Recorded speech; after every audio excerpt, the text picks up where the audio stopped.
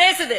பொங்கு கனங்குழை மண்டிய கெண்டை புரண்டு புரண்டாட உடல் மங்குலில் வண்டு கலைந்தது கண்டு மதன் சிலை வண்டோட இனி இங்கிது கண்டு என்படும் என்படும் என்றிடை திண்டாட உயர் பங்கைய மங்கை வசந்த சவுந்தரி பந்து பயின்றாட. பந்தாடுறாங்க ஒரு பொண்ணு.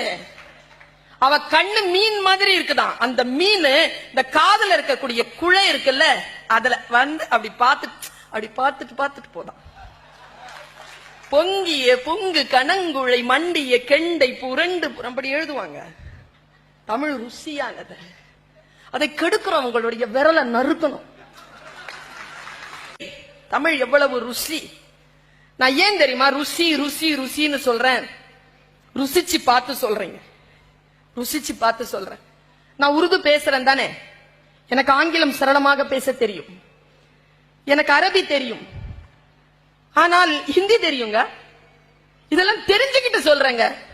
யாமறிந்த மொழிகளிலே தமிழ் மொழி போல் கிடையாதுங்க. தமிழ் மொழி போல் இனிமையானது கிடையாது.